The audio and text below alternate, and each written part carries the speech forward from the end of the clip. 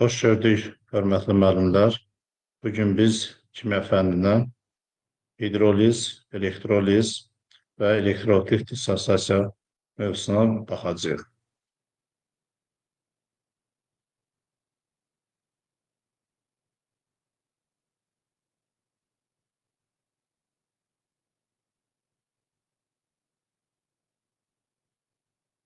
Deməli, mövzumuz elektrolitik dissosiasiya, hidroliz və elektrolizdir. Bilirik ki, bu məhlulda baş verən proseslər kimyanın mühüm mövzularından biridir.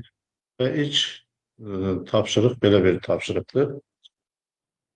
Reaksiyalar verilib, 1, 2, 3, 4. Reaksiya daxil olan maddələr verilib və reaksiyadan alınan çöküntülərin rəngi verilibdir.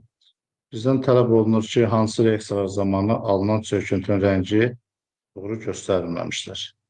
Məlumdur ki, birinci reaksiyadan alınan çöküntü argentum ortofosfatdır, yəni gümüş bir ortofosfatdır. Və gümüş bir ortofosfatın rəngi sarı rənglidir. Ona görə də birinci səhv verilmişdir. İkinci reaksiyadan alınan çöküntü mis-2 sulfid, rəngi qaradır, doğrudur. Üçüncü reaksiyadan alınan dəmir 2 hidroksid, bilirik ki, dəmir 2 hidroksid yaşılımtıl çöküntüdür, səhv verilmişdir. Dördüncü reaksiyadan isə alınır çöküntü gümüş bir yodid. Gümüş bir yodid isə sarı rəngli çöküntüdür və deməli bu doğrudur. Və bizdən soruşur ki, hansı halda çöküntünün rəngi düzgün göstərilməmişdir? Görüldüyü kimi birinci və üçüncü halda çöküntünün rəngi düzgün göstərmişdir. Göstərməmişdir, cavab olacaqdır C bəndi.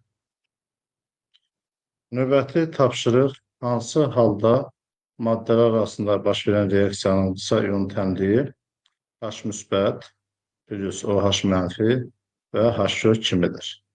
Biz bilirik ki, reaksiyanın qısa iyon tənliyində reaksiya daxil olan iyonlar öz aralarında qarşı təsirdə olaraq çöküntü, yəni asıl olan maddə, dissosiasiya edən maddə, çöküntü və yaxud da ki, zəif elektrolit qaz əmələ gətirirsə, bu halda reaksiya axıra qədər gedir. Və bu halda tənliyə biz əgər baxsaq, görərik ki, reaksiya daxil olan iyonların içərisində H müsbət iyonu var və verilən maddələrdən H müsbət iyonunu əmələ gətirəcəkdir turşular. Sulfat turşusu H müsbət iyonu əmələ gətirə bilər məhlulda. Ortofosfat turşusu əmələ gətirə bilər. Nitrat turşusu əmələ gətirə bilər. Klorid turşusu əmələ gətirə bilər və fluorid turşusu əmələ gətirə bilər. Və OH mənfi iyonunu məhlulda suda həll olunan əsaslar əmələ gətirir. Deməli, kalsium hidroksid əmələ gətirə bilər. Natrium hidroksid əmələ gətirə bilər.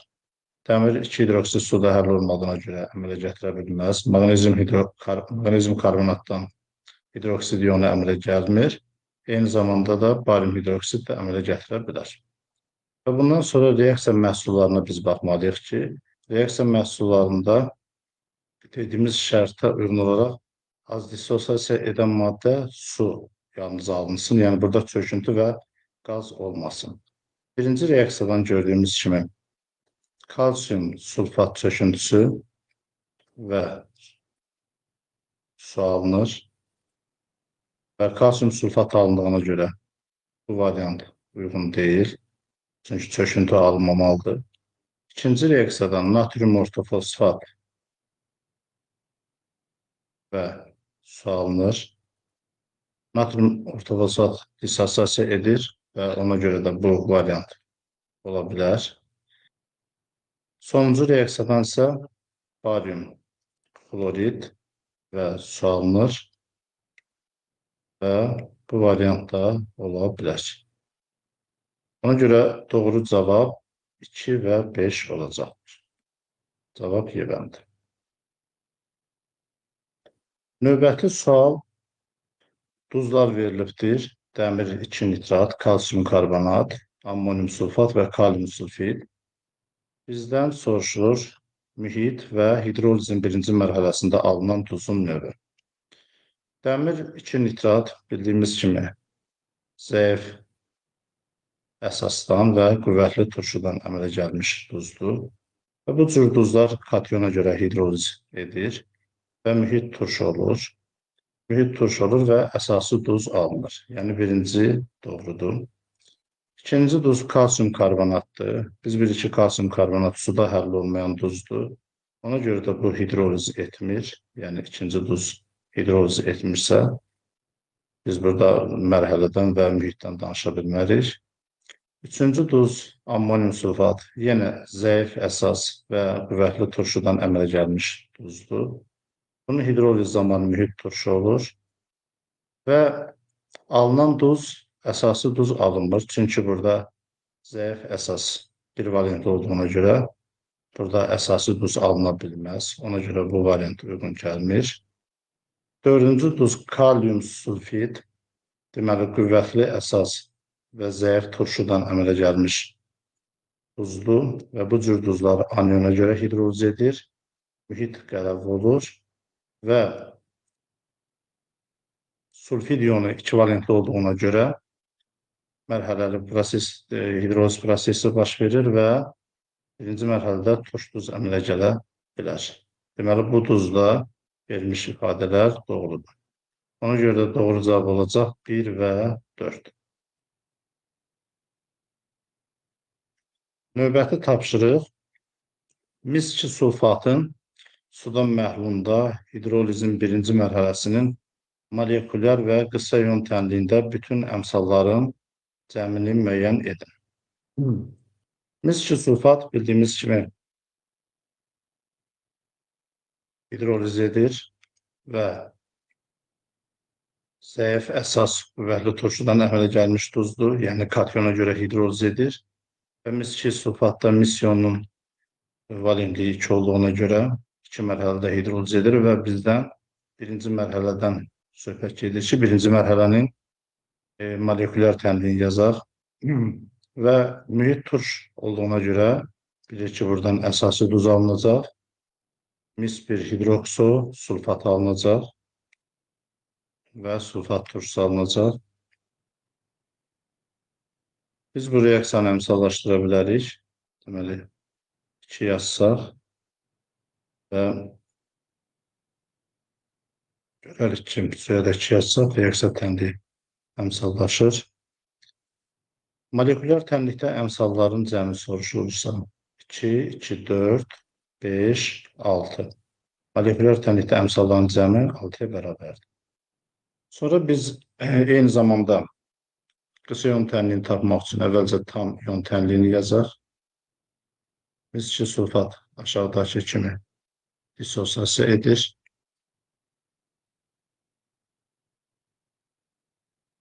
Su dissosiasiya etmir. Mis 1 hidrokso sulfat isə aşağıdakı kimi dissosiasiya edir.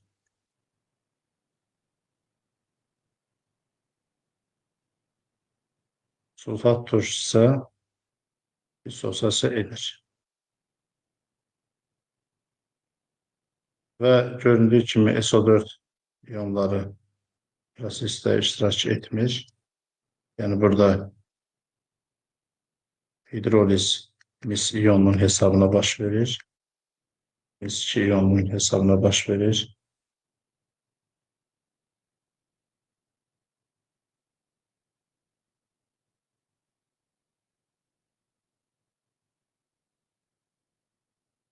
Və alınan təmlikdə əmsallar eyni olduğuna görə biz bunu ixtisar edə bilərik.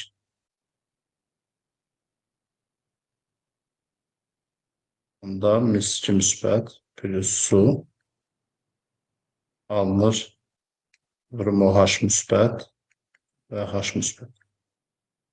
Burada gördüyümüz kimi əmsallar 1, 1, 1, 1-dir. Yəni əmsalların cəmi 4-dür. Birinci halda isə 6 alınmışdır. Molekulyar tənlikdə 6-dır. Qısa ion tənliyində 4-dür və bunun cəmi eləyəcək 10. Doğru cavab C bəndi. Növbəti tapşırıq duzlar verilibdir. Duzların miqdarı N və suda məhlunda ionların mol sayı N verilibdir. Və bizdən soruşur ki, hansı doğrudur?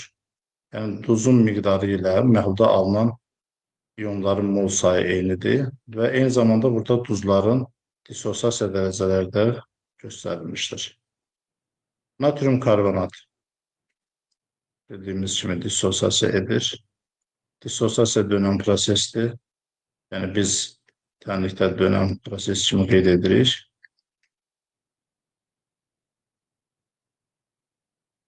N mol verilmişdir. N mol.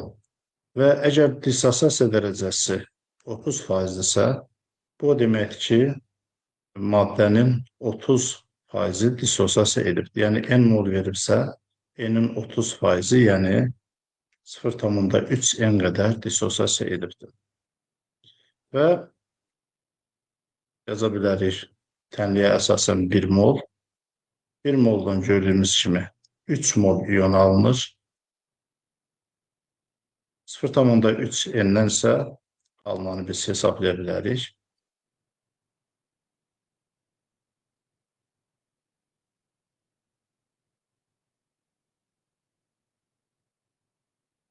Alınanı hesablaya bilərik.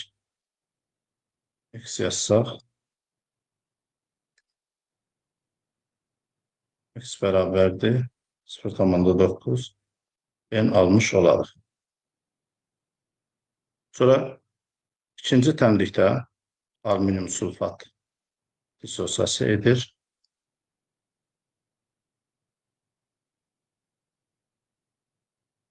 Alüminium sulfatın dissosiasiyasına 2 mol alüminium, 1 mol duzdan 2 mol alüminium və 3 mol sulfat iyon alınır. Yenə də duzu N mol götürək. Alınan iyonların ümumi mol sayını X-dən işarə edək. Və duzun 20% dissosiasiya edirsə, yəni N-in 0,2 hissəsi. Yəni N-in 20%-ni tapsaq, bu 0,2 N edir. 1 mol duzdan isə gördüyümüz kimi 5 mol iyon alınır. Buradan tapa bilərik X bərabərdir N-ə. Deməli, doğru cavabdan biri ikinci duzdur. Birinci duzda 0,9 N alındığına görə uyğun deyil. Üçüncü hala baxaq. Bizə verilir kalium ortofosfat. Dissosiasiya etdikdə 1 molundan 3 mol kalium və 1 mol fosfat iyon alınır. Şərtə əsasən N molun 25%, yəni 0,25 N-i dissosiasiya edir və bu zaman alınır X mol iyon, 1 moldan isə 4 mol iyon alınır. Buradan tapa bilərik ki, X bərabərdir N mol. Bu da alınan iyonlar N mol olduğuna görə uyğun gəlir. Deməli, kalium ortofosfatda verilən cavaba uyğundur. Dördüncü duzu barium kloriddir. Barium kloridin 1 molundan 3 mol iyon alınır. Deməli, N molun 50% dissosiasiya edirsə, N-in 50% 0,5 N dissosiasiya edir və alınan iyonlar X mol yaza bilərik. 1 mola isə 3 mol alınır. Buradan biz tapa bilərik X bərabərdir 1,5 N. Və göründüyü kimi bu da cavaba uyğun deyil. Yəni burada N mol alınmadı. Doğru cavab 2 və 3 səbəndə olacaqdır. Növbəti tapşırıq ardıcıl birləşdirilmiş elektroliz vannalarından birincisində mis-2 xlorid, ikincisində isə alüminium klorid ərintiləri elektroliz olunur. Prosesdən sonra hər iki vannada ümumi 4,1 qram metal alınarsa, ikinci vannadan ayrılan qazın həcmini soruşur. Normal şəraitdə litrlə həcmini soruşur.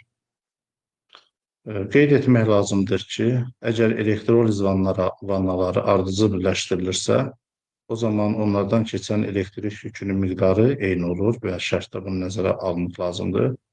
Deməli, götürülən duzlar mis-2 xlorid, bilirik ki, məhlulda dissosiasiya edir mis-2 müsbət və xlor mənfi dönən prosesdir. Aydındır ki. İkinci duz isə alüminium kloriddir. İkinci vannada isə alüminium klorid var. Bu isə dissosiasiya edir alüminium 3 müsbət və flor mənfi. Və aydındır ki, metal iyonları katodda reduksiya olunur. Biz bu prosesləri yazmalıyıq. Çünki bəsit maddənin sərbəst metalın alınması üçün metal iyonları reduksiya olunur. Mis 2 müsbət, yəni 1 mol mis iyonu 2 mol elektron alaraq misə çevrilir, bəsit maddəyə çevrilir. Eyni zamanda alüminium iyonu 3 müsbət 3 mol elektron alaraq alüminiuma çevrilir, bəsit maddəyə çevrilir. Və biz birinci halda keçən elektrik yükünü işarə etsək A mol, tutaq ki, A mol yük keçibdir və buradan alınan metalı X qramla işarə edək. Tənlikdən görünür ki, 2 mol elektrik yükü keçdikdə 1 mol metal, yəni 64 qram mis alınır. Buradan tapa bilərik X bərabərdir 64 A bölünsün 2, yəni 32A. Yüklər eyni olduğuna görə burada yazırıq A mol. Bu halda da metalın kütləsini Y qram işarə edək. 3 moldan isə, 3 mol yük keçdikdə isə 1 mol alüminium, yəni 27 qram alüminium alınır. Buradan tapa bilərik Y bərabərdir 27 A bölək 3, o da edir 9A. Və şərtə əsasən deyilir ki, 4,1 qram metal alınmışdır. Biz metalların kütlələrini artıq ifadə etmişik. Onda yaza bilərik 32A plus 9A bərabər 4,1.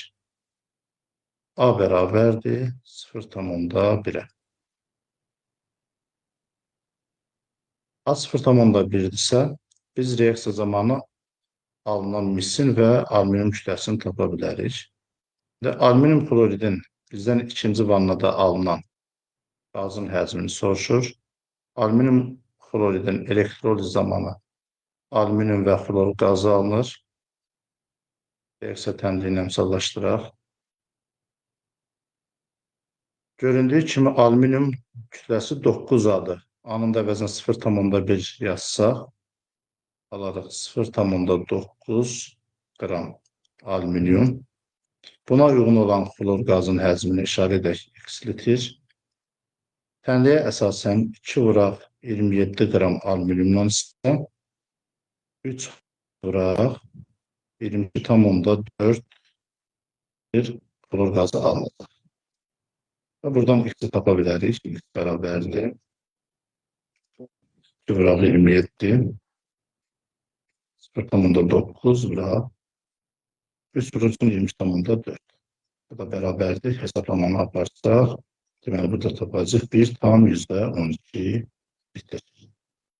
Doğru cavab C olacaq. Növbəti sual, suda həll olan maddə sulfat turşusu, dissosiasiya mərhələləri və dissosiasiya dərəcəsi göründüyü kimi birinci mərhələdə dissosiasiya dərəcəsi 80%-dir, ikinci mərhələdə 60%-dir. Məhlulda H müsbət iyonlarının mol sayı 6,4 olarsa, bizdən məhlulda hidrosulfat iyonlarının mol sayını hesablamaq tələb olunur və hidratlaşmanı nəzərə almamaq şərti verilibdir. Sulfat turşusunun dissosiasiya tənliklərini yazaq. Sulfat turşusu 2 əsaslı turşudur, mərhələli dissosiasiya edir.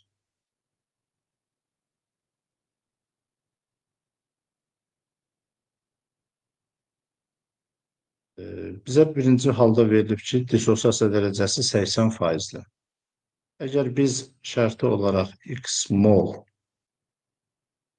sulfat turşusu götürəriksə, onun 80%, yəni X-in 80%-i 0,8 X-i dissosiasiya edəcəkdir.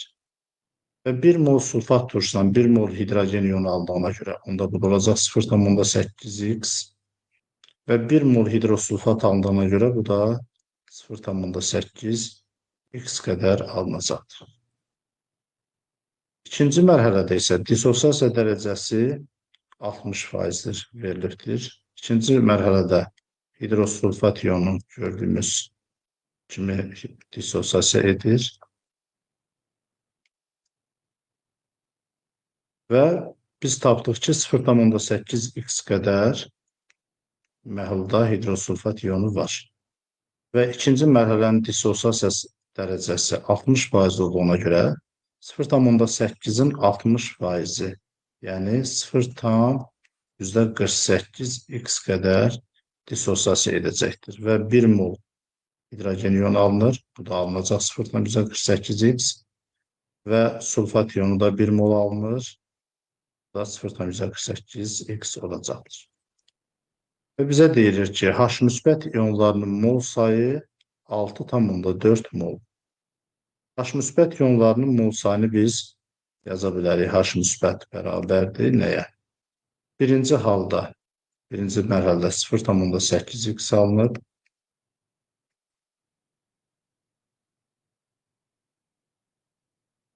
İkinci mərhələdə isə 0,148x alınır. Və bu bərabərdir 1,28x-ə. Və şərtə əsasən deyilir ki, 6,4 mol H müsbət iyonu var. Bunu da yaza bilərik. 1,28x bərabərdir 6,4-ə. X bərabərdir 5 mol olacaqdır.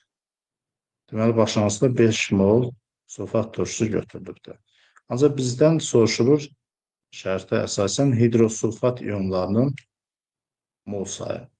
Və 0,8 mol, 0,8x-dən 0,48x-i dissosiasiya etdiyinə görə biz tapa bilərik ki, 0,8x minus 0,48x o da bərabərdir 0,32x qədər də hidrosulfat iyonu məhlulda olar. X-in də əvəzinə 5 yazsaq, çünki biz X-in 5 olduğunu tapmışıq. 2 vursaq 5-ə eləyəcək 1,6. Doğru cavab Y-bəndir.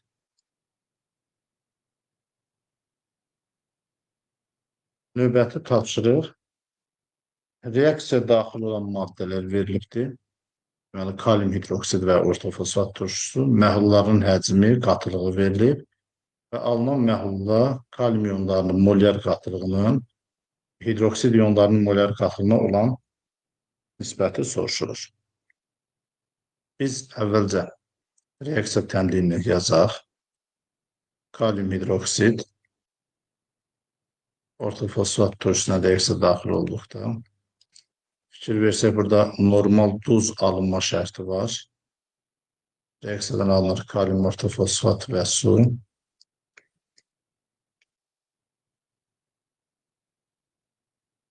Əvvəlcə reaksiya tənliyini əmsallaşdıraq. Və məhlulun həcmi və qatılığına əsasən biz yaza bilərik. Onun maddənin mol miqdarı bərabərdir. C vuraq V. Kalium OH-ın qatılığı 3 molyar, həcmi 400 ml, yəni 0,4 litr. Edir 1,2 mol. Deməli, 1,2 mol kalium OH verilib.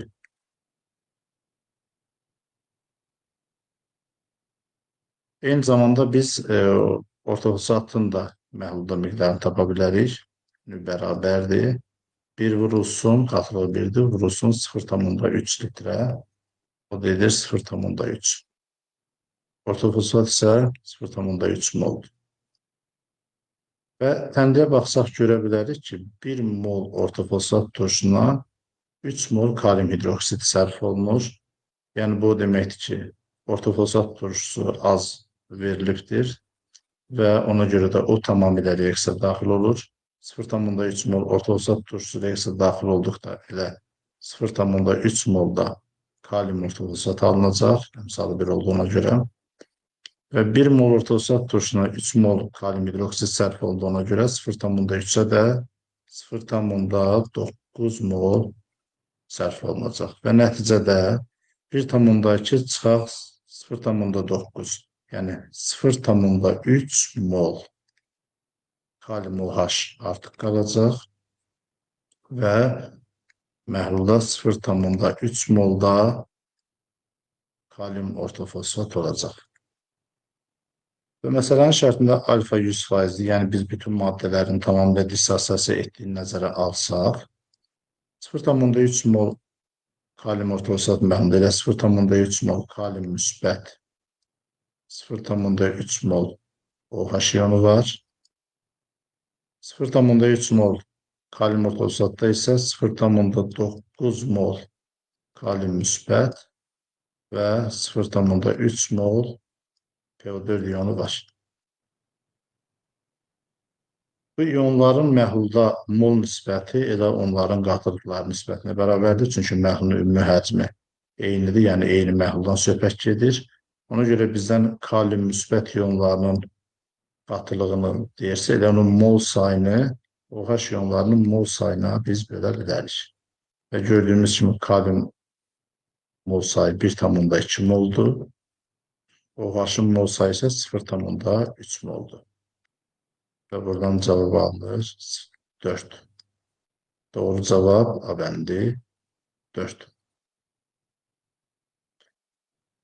Növbəti tapşırıq 3 qabı verilib. Qablarda M qram A faizi natrium OH, M qram A faizi kalsium hidroksid, M qram A faizi kalium OH məhlulları var. Və gördüyük kimi həm məhlulun kütləsi eynidir, həm qatılığı, yəni həll olunan maddələrin də kütlələri eynidir. Hər üç məhluldan karbon qazı keçirildikdən normal duz alınır, şərt verilib. Qabların kütlələri arasındakı doğru münasibəti göstərin. Yəni, reaksiya baş verdikdən sonra qabların kütlələri arasındakı doğru münasibəti soruşur və karbon qazının suda həll olmasını nəzərə almayın. Biz əvvəlcə reaksiya tənliklərini yazaq. Deməli, natrium hidroksid karbon qazı ilə reaksiya daxil olur. Və şərtdə deyildiyi kimi buradan normal duz alınır, yazaq natrium karbonat və su.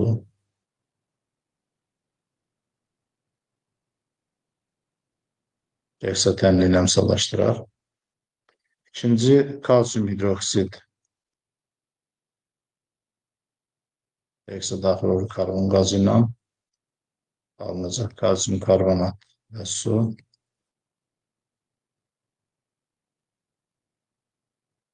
Üçüncüdə isə kalium hidroksid reaksiya daxil olur.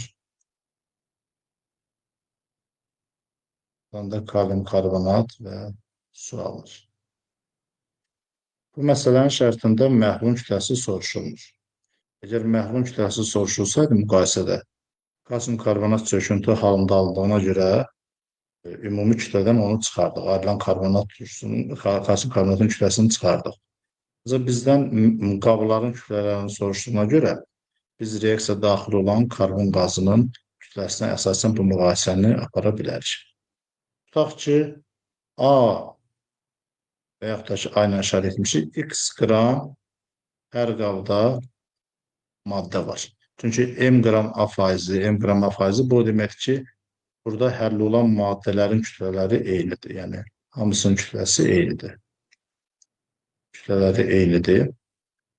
Və bunları mola çevirsək, olacaq X bölünsün 40, X bölünsün 74, uyğun olaraq maliyyə kütlələrinə bölməklə molunu tapırıq, X bölünsün 56. Və sərf olunan karbon qazı birinci halda natrium hidroksidin molundan 2 dəfə azdır. Görünür bütənlikdən 2 mola 1 mol sərf olunur. Yəni 2 dəfə az, onda bu olacaq X bölünsün 80. 1 mol kalsium hidroksidə 1 mol sərf olunduğuna görə bu olacaq X bölünsün 74.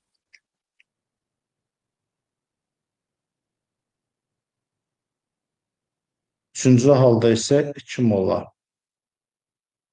1 mol sərf olundu ona görə. Bu olacaq x bölünsün 112. Yəni 2 dəfə az x bölünsün 112. Və gördüyümüz kimi bu ədədlərin içərisində ən böyük olan x bölünsün 74. Yəni ikinci qabda daha çox karbon qazı udulub, ona görə ikinci qabda olan məhlulun kütləsi daha böyükdür. Qabın kütləsi daha böyükdür. Sonra gələcək x bölünsün 80 birinci qab. Daha sonra isə üçüncü qab. Deməli, qabların kütlələri arasındakı münasibət 2, 1, 3 kimi olacaq. Doğru cavab C bəndi.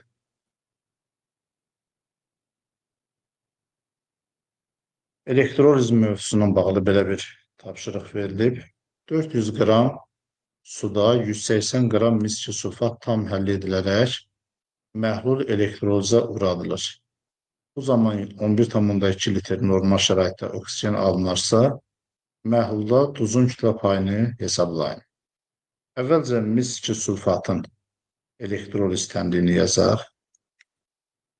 Mis sulfatın suda məhlulun elektrolizində katodda mis, anodda oksigen, məhlulda isə sulfat turşusu alınır. Reaksiya təmrini əmsallaşdıraq.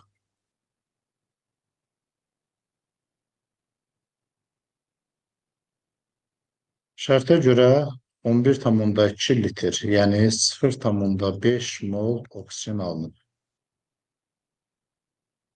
1 mol oksigenlə alındıqda 2 mol mis alındığına görə misin miqdarı 0,5-dən 2 dəfə çox, yəni 1 mol olacaqdır.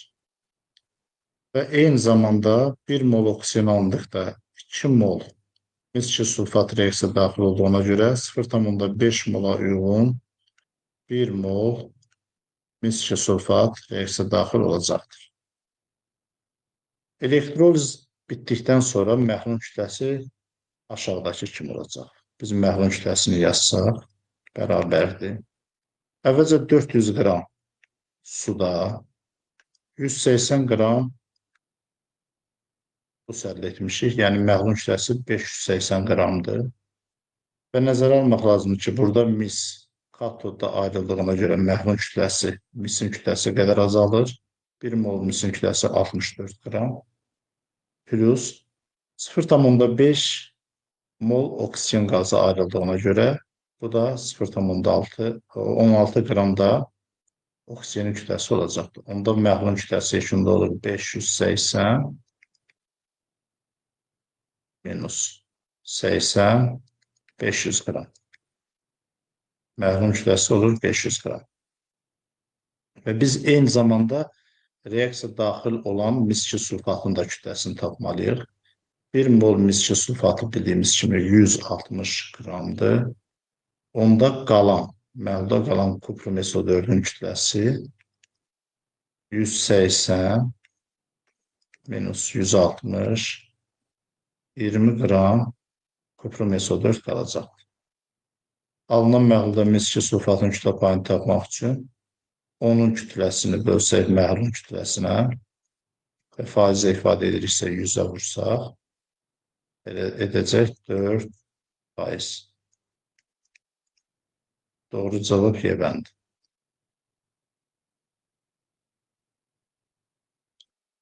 Belə bir tapşırıq, deməli, qrafikdə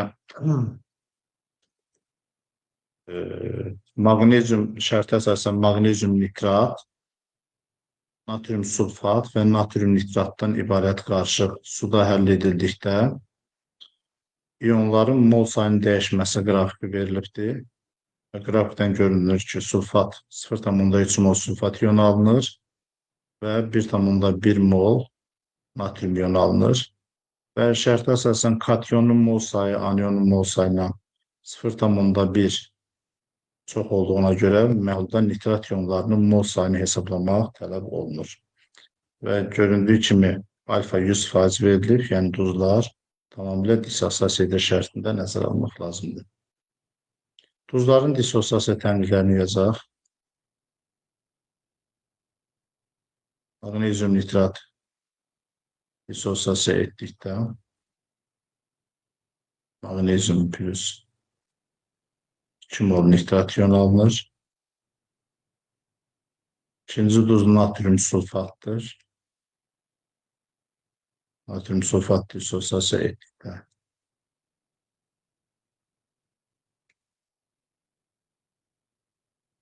2 mol natrium 1 mol sulfat iyon alınır. Üçüncü duz isə natrium nitratdır.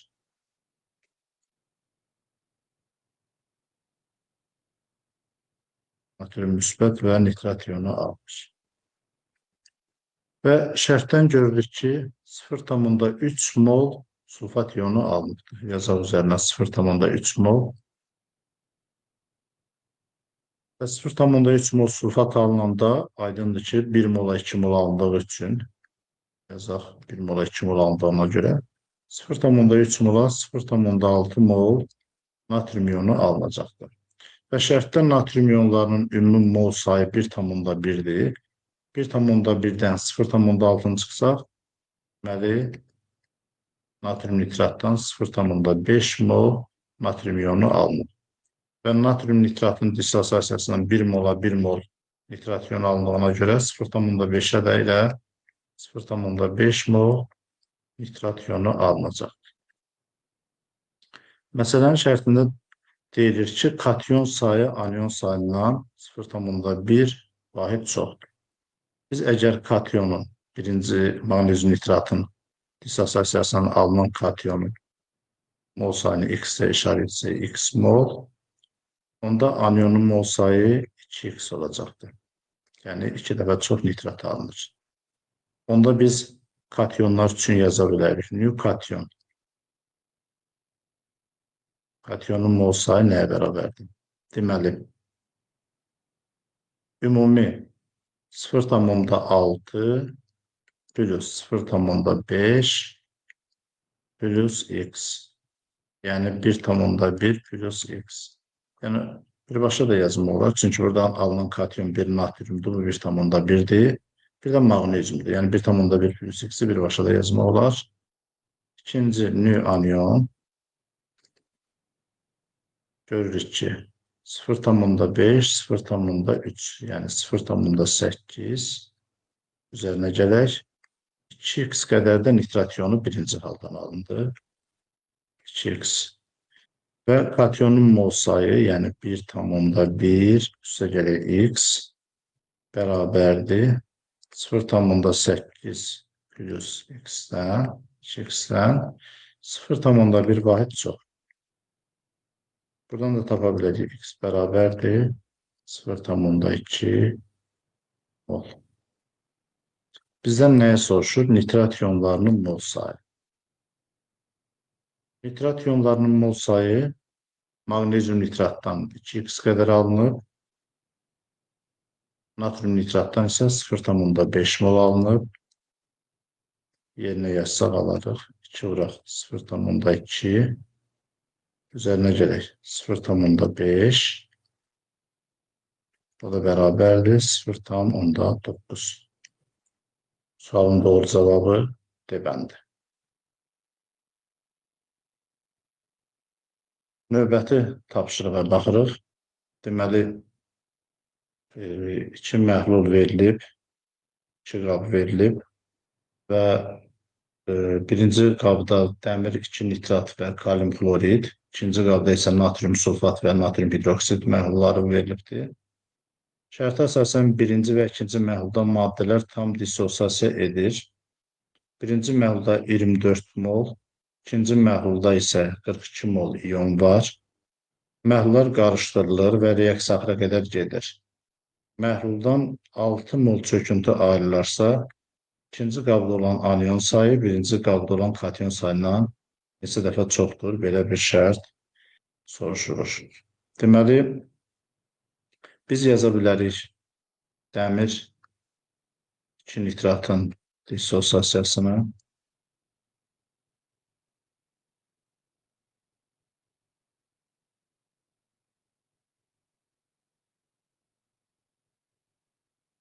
Əvvəlcə birinci qabda baş verən dissosiasiya tənəzzülünü yazaq. İkinci qab, eyni zamanda kalium kloridinin də dissosiasiyasını yazaq.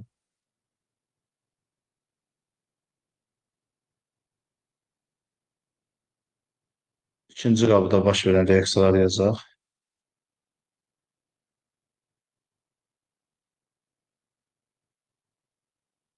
İkinci qabda deməli natrium sulfat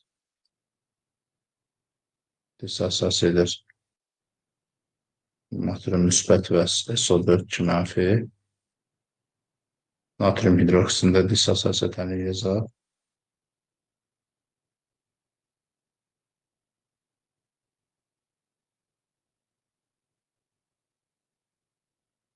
Və bu məhlulları qarışdırıldıqda şərtə əsasən çöküntü alınır. Biz əvvəlcə bilməliyik ki, burada hansı iyonlar çöküntü əmələ gətirir. Aydındır ki, bu dəmir 2 müsbət iyonu ilə hidroksid iyonu qarşı təsirdə olur. Alınır dəmir 2 hidroksid çöküntüsü.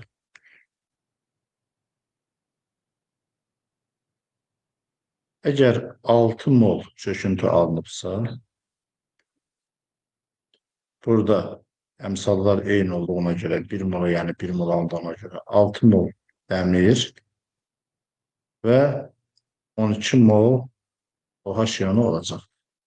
Onda yerinə qoysaq 6 mol dəmir və 12 mol OH.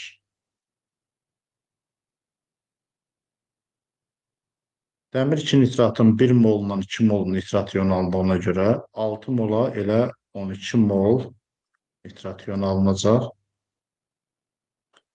12 mol OH-a isə elə 12 mol natrium iyonu gələcək. Birinci şərtdən verilir ki, birinci qabda 24 mol iyon var. Göründüyü kimi bu 24 mol iyonun 18 molu dəmir 2 nitratdan alınır. 18-dən 24-dən 18-in çıxsa 6 mol qalır. Deməli, burada 6 molun 3 molu kaliumdur. Çünki bunlar bərabər mol sayda alınır. 3 molu isə klorid iyonudur. İkinci qabda isə 42 mol iyon var deyilir. 42 mol. Və biz görürük ki, bu 42 molun 24 molu natrium hidroksiddən alınıb. Ona görə 42-dən 24-ə çıxımızla tapa bilərik 18 mol düşəcək natrium sulfatın payına və natrium sulfatın 2 mol natrium alınır, 1 mol sulfat. Yəni 3-dən biri sulfat iyonudur. 12-nin üstə biri, 18-in üstə biri eləyəcək 6 mol. Natrium iyonu isə ondan 2 dəfə çox 12 mol olacaqdır. Və bizdən soruşulur ki, İkinci qabda olan anion sayı birinci qabda olan kation sayından nə qədər çoxdur? İkinci qabda olan anion sayı deməli 6 mol SO4, 12 mol OH, yəni 18 moldur. Birinci qabda olan kation sayından 6 mol dəmir, 2 müsbət, 3 mol kalium, 9 moldur. Bizdən bunların mol nisbətini soruşur. Bu hissədir 2. Doğru cavab 2. B-bəndi. Növbəti sual. Suda həll edilən maddə bir əsaslı turşu 2 mol, alınan məhlulun həcmi 4 litr, turşunun dissosiasiya dərəcəsi 20% olarsa, dissosiasiya sabitini hesablamaq tələb olunur. Bir əsaslı turşunu şərti olaraq H kimi yazaq və onun dissosiasiyasından H müsbət və A mənfi iyon alır. 2 mol maddə həll edilir və həcm 4 litrdirsə, onda məhlulun qatılığını tapa bilərik. C bərabərliyi bölək V. Yəni 2-ni bölsək 4-ə 0,5 malyar məhlul olduğunu tapa bilərik.